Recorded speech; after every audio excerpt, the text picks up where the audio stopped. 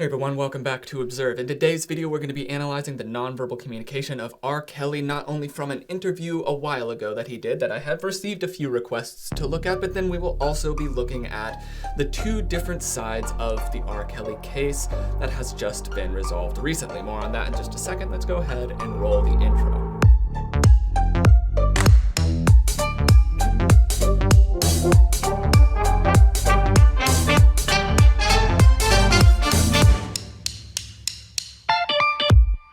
Today's video is sponsored again by NordVPN. With the warmer weather coming about, more and more people are hitting the roads or traveling around, or at least that's what I'm imagining people would do. I have been inside for a very long time, probably, arguably, too long. Now, regardless, with travel, there comes public Wi-Fi networks, and with public Wi-Fi networks, there comes a rather distasteful time on the internet. Shockingly, Wi-Fi networks that are available to the general public are not very safe for your personal information. Now, the logical solution to this problem would be to not connect to any public Wi-Fi network ever, but if we're being fully honest, I don't think anybody would really hold to that. Fortunately, with NordVPN, all of your internet data stays safe behind a wall of next generation encryption. However, it is also pretty rare that we only have one connected device in our lives, and with that in mind, the people over at NordVPN allow you to connect up to 6 separate devices and secure them all in whatever configuration or combination you would like. Taking that safety a step further, NordVPN has introduced a new feature called threat protection. With threat protection, you can step up your cybersecurity via Nord's desktop app. Once it is activated, it will protect you from malicious sites, downloads, trackers, and even intrusive ads. Even better, threat protection is constantly on the lookout even if you aren't connected to a VPN server at the time. With that in mind, you can now browse the internet with a higher sense of safety with NordVPN's numerous security features, including the new threat protection. So take control of your internet experience today with NordVPN. You can get a 2-year plan, a huge discount, and 1 additional month for free when you go to nordvpn.com/observe. It's risk-free with Nord's 30-day money-back guarantee. Again, that is nordvpn.com/observe, or you can click the link in the description of this video. Thanks again to NordVPN for sponsoring this video, and back to our regularly scheduled programming. R&B singer Robert Sylvester Kelly, or R. Kelly, was sentenced to 30 years in prison on the 29th of June, 2022. This followed the conviction last year of federal racketeering and sex charges, which stemmed from years of efforts on his part to use his fame to manipulate and ensnare victims that he would then assault. The prosecution had originally only asked for 25 years. However, another 5 years was added to that sentence, reflecting the words and thoughts of the U.S. Attorney's Office for the Eastern District of New York, who wrote the judge handling Kelly's case.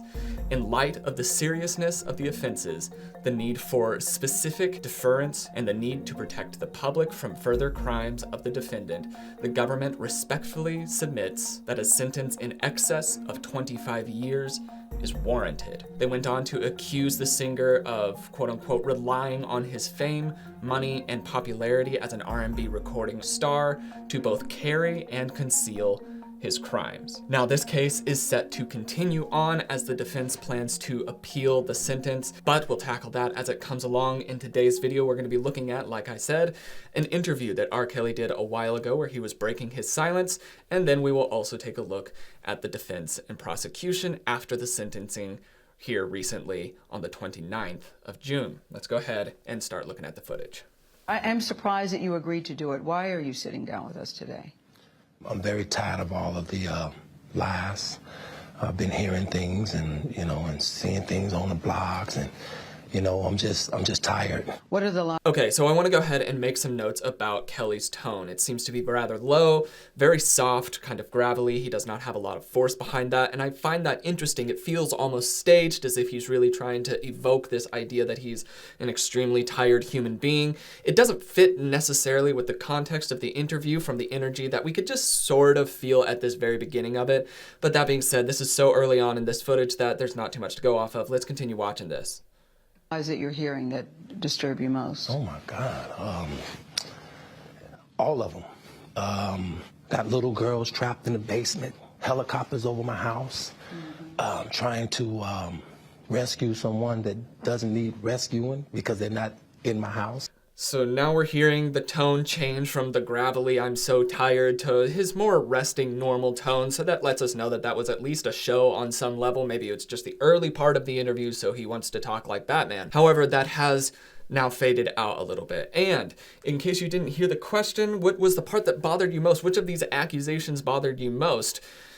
And he responds, all of them bothered me the most. And so this is already starting at a low level of saying that he is on every level innocent, which does make sense for a person to also want to push back against any negative things that have been said about them. That being said, this does continue throughout the rest of the interview, but let's go ahead and watch some more of this. Handcuffing people, starving people. I have a harem, a cult. I don't even really know what a cult is, but I know I don't have one, you know. So as he's continuing to talk, he is having more and more activity on the one side of his face. This could be leaning into contempt, which it could be a continuous expression of contempt. He does seem to have that air about him that he feels morally or intellectually aloof to the people around him.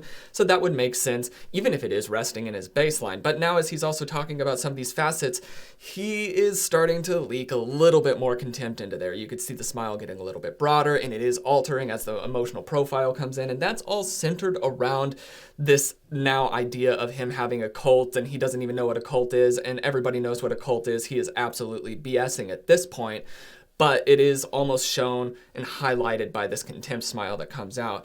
So he's trying to amplify what he would consider to be the ridiculousness of the charges here, and he's doing so non-verbally as well by conveying that he is morally or intellectually aloof. Let's continue watching. Have you done anything that you regret? Have you done anything wrong? Lots of things wrong when it comes to women that I apologize, but I apologize in those relationships at the time I was in the relationships. Have you broken any laws when it... So now we're on the total opposite side from the gravelly, low, soft voice that he started off with where he was super tired. Now we hear some strain coming into his voice with a higher pitch, and his tone itself is a lot more fragile. You can hear lots of things wrong. He has difficulty getting that out, and there is an evident amount of strain behind that as he's trying to scramble around and figure out a way to cover his butt by not trying to paint himself out to be 100% innocent in this while also still trying to paint himself out to be 100% innocent in this. It's fascinating. Let's continue. Any laws when it comes to women? Absolutely not. The 6-part series interviewed 50 people, family. So that one, how about anything illegal when it comes to women? Have you done anything illegal or against the law? And he says, absolutely not. He comes back in, he closes in, he shakes his head at that, absolutely not. That would be considered synchronization, the no. However, using the absolutely not, it is rather emphasizing that, and he completely drops off on his tone. He's now whispering this. He does not have a lot of force behind his words, which means that he's not projecting or possibly not feeling it nearly as much. I wouldn't necessarily believe that specific statement at that point with that burst of nonverbal activity when he says absolutely not, closes in, whispers. I would have some questions around that. Definitely would want to push further. Obviously, people have, and it turned out a certain way. Let's continue. Members, your former tour manager, numerous women who all claim that you abused them. Yeah. Are you saying everybody in that documentary was not telling the truth about you? Everybody? If you really look at that documentary, which I'm sure you have, I have. Everybody said something bad about me. Nobody said nothing good. They was describing Lucifer. I'm not Lucifer. If you're confused by his answer, that's fair. Are you saying that everybody in that documentary lied about you? Everybody, everything that they said was a lie. And his response is, well, everybody was being kind of mean to me, so shouldn't you feel roughly kind of bad? They're describing Satan, not me. They're only saying bad things. And that might be because they have only bad things to say about you, Robert. Feeling a little bit of difficulty, feeling bad for R. Kelly, the convicted assaulter, saying that he's upset because the people in the documentary calling out his assault only said bad things about him and didn't, stroke his ego. Not quite sure. Let's continue. I'm not Lucifer. I'm a man. I make mistakes, but I'm not a devil. And by no means am I a monster. I'm going to name the names. Andrea Kelly. We still don't actually have the answer to the question that she asked, is everybody lying? Is everybody lying? I'm not a devil, okay, but is everybody lying? He completely circumvents it. The classic dodge, it's not... I was surprised by this interview to see how poorly this was actually done. Let's continue. Kelly, your ex-wife, Kitty Jones, Lisa Van Allen, Lisette Martinez, Geronda Pace, Faith Rogers, Asante McGee. You're saying everything they said in that documentary about you is not true. They are lying on me. Why would these women say... So now we're back to our Batman voice from the beginning. They are lying on me. I don't necessarily believe that. Now, along with this, we see this expression that he has of what it seems to be consternation. He holds this expression of a lip compression and shrug in there, and then this consternation look with his eyebrows drawn together and lightly pushed upwards and inwards in the middle towards his glabella.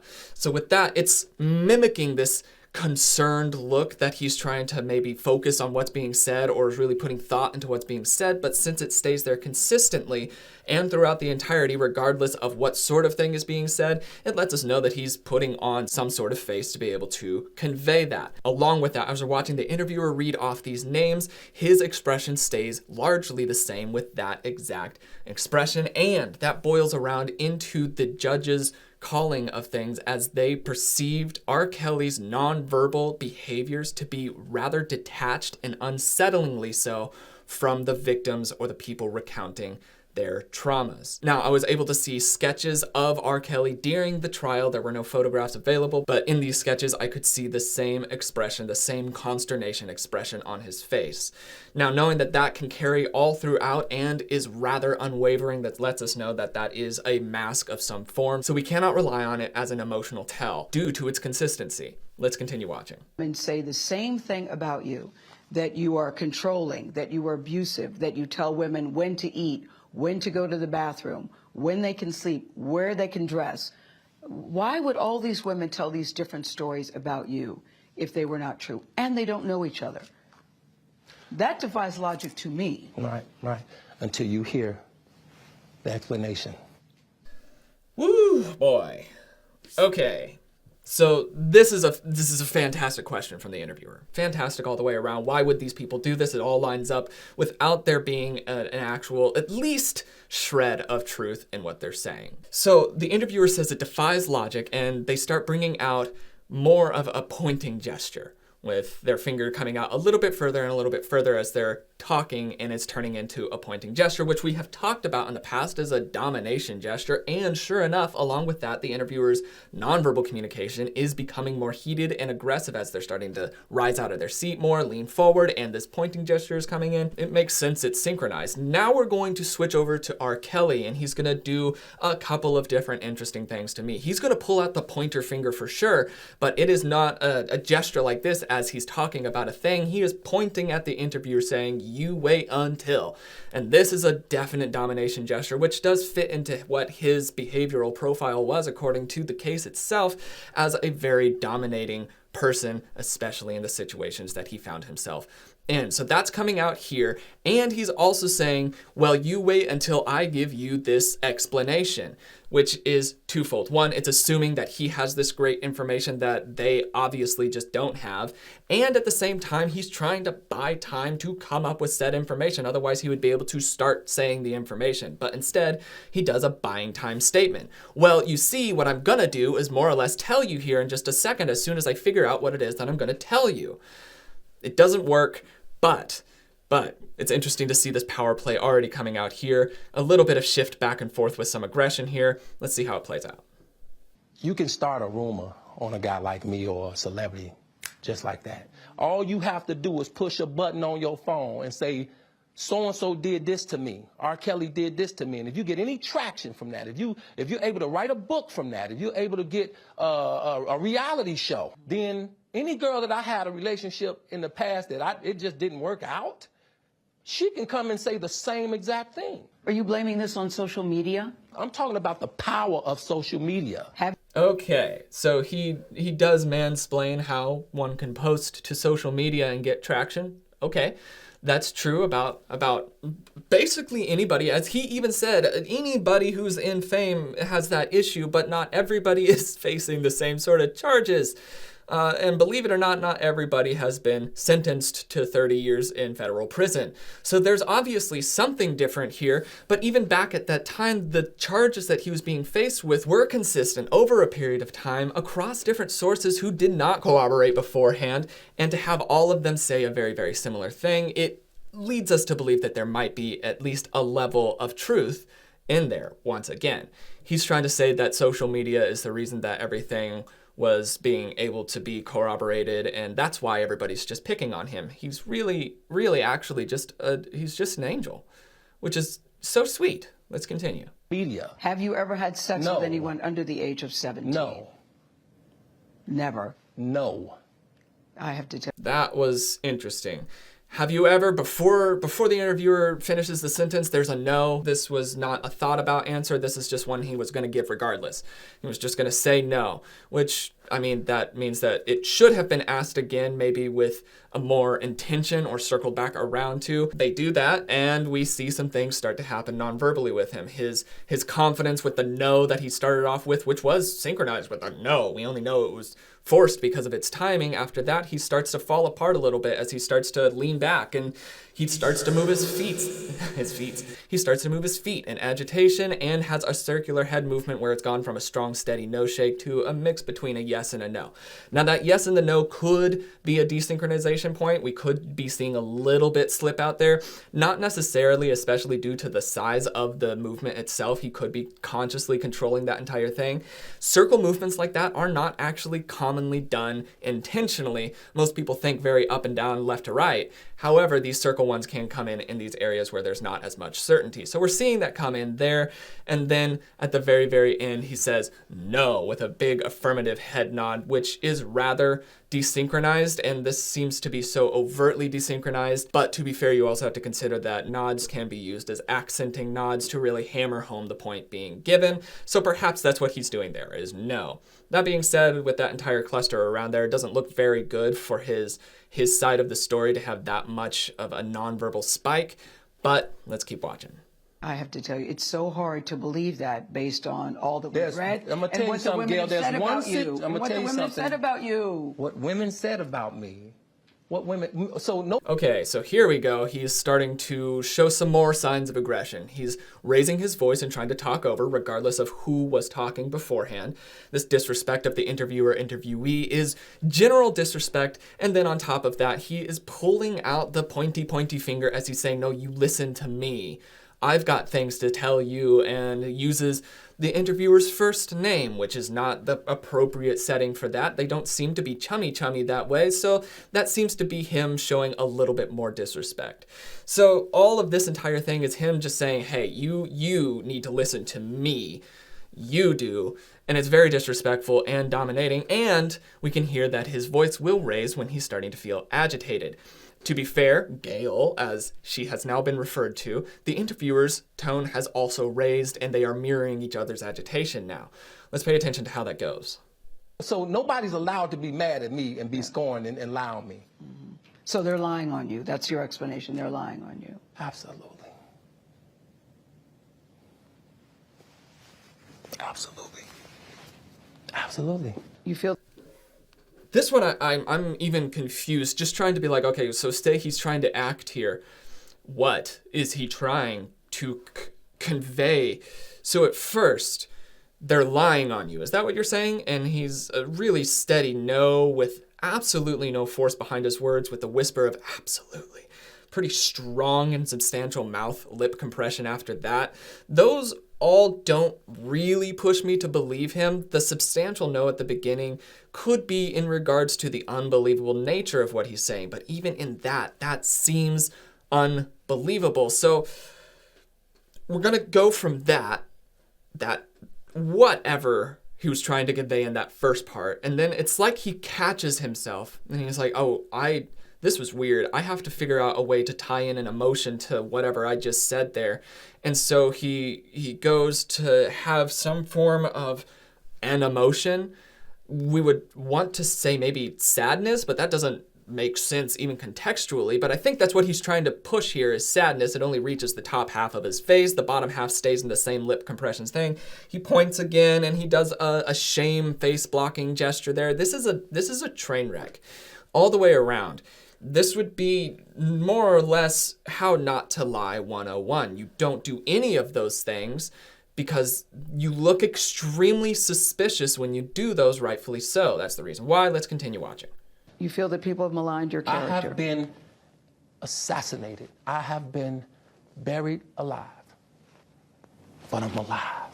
So I think the point you're... Okay, now we're starting to hear genuine emotion starting to creep up in his tone. You could hear it tightening in here with no pitch dropping down to his "I'm Batman" voice, but now we're hearing the air come in as he's having difficulty getting the words out. But I'm alive. And that's interesting. So we're seeing a genuine emotion creep in. We're seeing the profile start in. It doesn't just crash into him. You can hear it building up. We'll see it come to a head in a second, and it's very fascinating when and why it does. Let's continue. The point you're making is, and correct me if I'm wrong, that you have never held anybody against their will. I don't need to. Why would I? Well, How stupid would it be for R. Kelly? Okay, I'll pause it here because, again, he does not answer the question. Did you do this thing? Why would I? That's not an answer. That's a dodge that makes you look more guilty. Don't do that. And now he's going to go ahead and start flying off on an emotional rabbit trail, which we will be able to... Let's just watch it unfold. With all I've been through in my way, way past, to hold somebody, let alone 4, 5, 6, 50, you said. How stupid would I be to do that? I didn't say you were holding... That's stupid, guys. I didn't... Is this I want to make it through more of this, but it's so difficult. There's so much to go. So first he tries to separate himself from things that he used to do way, way, way, way back. And then I start doing these things. So he's now admitting, yeah, I used to do dumb things, so I would never do something dumb like this, which doesn't actually beg to be true. So now we're in this situation saying, I would be so stupid to do that. I can't help but agree, Robert. I would agree on that front. You would be stupid to do this. And now he's starting to get heated and starting to take on accusations that have not been made yet. Nobody has said anything about him keeping anybody captive. He's now pulling that in, and the interviewer's even trying to step in and be like, I didn't say anything about that. But there's no stopping Mr. Kelly at this point. Agitation has reached a pretty substantial level, and we'll see how that plays out. Yeah. This camera on me? Yes, it's on. That's stupid. Use your common sense. Don't forget the blogs. Forget how you feel about me. Hate me if you want to, love me if you want, but just use your common sense. How stupid would it be for me to, with my crazy past and what I've been through, right now I just think I need to be a monster and hold girls against their will, chain them up in my basement, and don't let them eat and don't let them out unless they need some shoes down the street from their uncle. Robert, stop it. Y'all quit playing. Quit playing. Robert. I didn't do this stuff. This is not me. Y'all, I'm fighting for my life. Y'all killing me with this. I gave y'all 30 years of my career. Robert. 30 years of my career. Y'all trying to kill me. You're killing me, man. This is not about music. I'm trying to have a relationship with my kids, and I can't do it. Y'all just don't want to believe the truth. You don't. So, this is substantial. So non-verbally speaking, it's quite clear that he is agitated. And I actually do believe that on some levels, this agitation is actually very genuine. I don't think it's agitation or pain in that it's towards the victims or the families that have been hurt by this, but he is now becoming very, very passionate about himself and how hard things have been for him. He admits again that he has done stupid stuff in the past. With this though, we're seeing him become more and more and more physically aggressive. Now, the interviewer said later on that they never felt like they were at risk while in the room of being intentionally struck by R. Kelly, and I do think that's true. Even watching where his attention is directed, it's never directed towards the interviewer, it's directed towards this nebulous idea. Now, if that nebulous idea was an actual person, that's a very different story. So we're seeing him stand up. He's starting to strike the air. He's now yelling. You can hear it all reflecting in his voice, his vocal cords. It's all the way around. He's very agitated, very angry, and very aggressive, both emotionally and physically. This isn't great news when you're already being accused of being an assaulter on many different levels, to have this be your response on your own call and beckon. He wanted to do this interview. And so this is what he came out and did. This was a bad move, a poorly thought through move on his side, and most certainly did not help the case on any level. But let's continue. You don't want to believe it. At this point, we briefly pause the interview to give Kelly a moment. His publicist helped calm him down. I hope this camera keep going. I also want to make note that the sadness that was in there before quickly faded away into just more pure outrage. He's just angry at the end. There's none of the tears coming about. He's no longer feeling like he might be attacked on here. He now has to be attacking. It's very fascinating. But we're going to hear a different approach from his words here in a second. It's interesting. No, we're going to let the camera keep rolling. This is not true. This doesn't even make sense. Why would I hold all these women? Their mothers and fathers told me, we're going to destroy your career. But Kelly's emotions remained raw. It's real girls out there missing. It's real young girls out there being abducted, being raped, okay? They really are on chains. They really do have chains on their wrists, and they can't get out. Robert, and they're ending up buried in dead. Robert, we have to have a conversation, really. I don't want you just ranting at the camera. I came here for them to hear me talk. But I need help. What kind of help? This is the kind of help I need. Yes, what kind of help? I need somebody to help me. I need to pause it here because this is a glorious next step. So we've seen almost a childlike tantrum unfold in front of our very eyes from this adult man who's being accused of some very terrible things, and he's responding very childishly and very aggressively.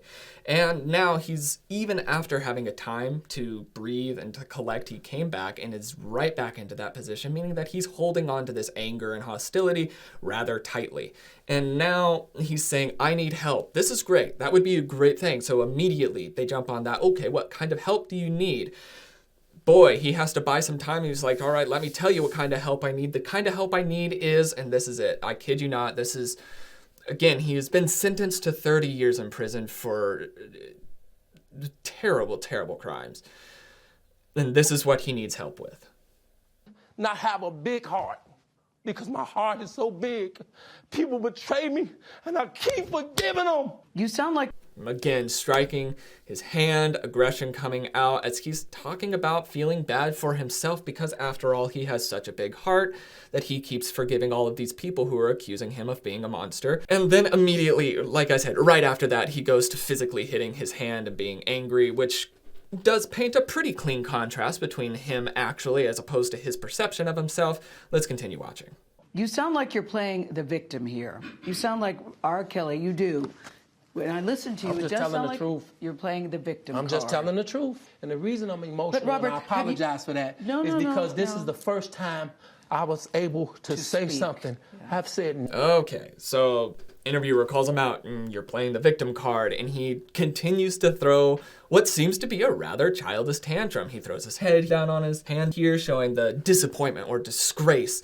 It would never be that verbose, but he seems to be hamming it up, rather. And now he's saying, I'm just telling the truth, and he's leaning back and shaking his head no. I wouldn't necessarily believe that. And then along with that, coupled with the more difficult to control tonal changes where we have an increase in pitch and also increase in fragility, meaning that it's not as forceful, perhaps not as confident. I'm just telling the truth. I don't necessarily believe that point. And now he's going to start reframing stuff to try to paint himself out to be a victim, even in this scenario here. He's going to try to be like, no, I came out to say this stuff because I haven't been able to say anything yet, and I need you. I need people watching this. I need the interviewer. I need people around me to feel sorry for me in this. He's scrabbling here, and it is it's uncomfortable to watch. Now, the next part of this, we're gonna go ahead and watch the two different sides after the trial itself had concluded and the sentencing was carried out. We're gonna watch the prosecution side, and then we're gonna watch the defense's side and talk about the nonverbal communication of each. And you will also see some interesting comparisons between the defense's nonverbal communication, the lawyers, and Kelly's from that interview that we just watched. Let's go ahead and watch these. Moments ago, R. Kelly was sentenced to 30 years in prison. This is a significant outcome for all victims of R. Kelly, and especially for the survivors who so bravely testified about the horrific and sadistic abuse they endured. R. Kelly is a predator, and as a result of our prosecution, he'll serve a long jail sentence for his crimes. With the aid of his fame, his money, and most importantly, his inner circle, R. Kelly preyed upon children and young women for his own sexual gratification for decades. He used coercive control, exemplified by a pattern of isolation, rules, dependence, threats, intimidation tactics, physical abuse, and at least once, the presence of a gun, to force victims, including minors, to engage in sexual activity with him and others, and to become unwilling participants in the pornographic films he wrote, produced, and directed. He continued committing his crimes for almost 30 years and avoided punishment until today. Today, the sentence shows that the witnesses reclaim control over their lives and over their futures. These are voices of mostly black and brown women and children that were heard and believed, and for whom justice was finally achieved.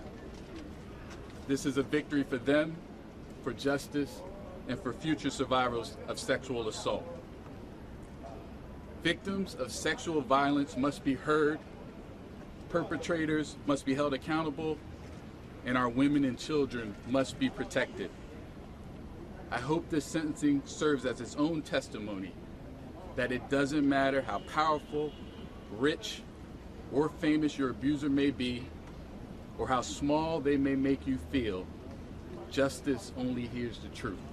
Okay, so during that entire time, the few things that stuck out to me were, one, obviously fully scripted. You could even see him referencing his notes the entire time. However, tonally speaking, even throughout that, you can hear consistency in tone. This was a very, very rehearsed delivery, and he did so very well. There were no stumbles, there were no communication errors. It was very clear and very concise. Now we're gonna go ahead and watch the other side, and we'll see some of the differences in that play out here. Mr. Kelly is fine. We are excited for this appeal that we are bringing. Obviously, you know, it was a hard day. He's been sentenced to a serious sentence, but we are confident in our arguments that we raised in our post-trial motions, that although they didn't persuade the district court judge, that they will persuade the Court of Appeals. We've always believed in those arguments, and we believe that this enterprise was overcharged, and that the Second Circuit Court of Appeals will see it that way. So it's really important for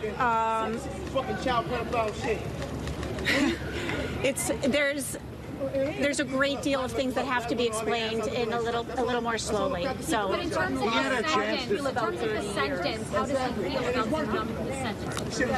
Well, I mean, obviously he's devastated. 30 years in prison. So I'm gonna go ahead and pause it here, because a few things have obviously stuck out here, and there's a lot more to work with emotionally due to the fact that this does not seem to be scripted, or if it is scripted, they have already long left their note cards behind.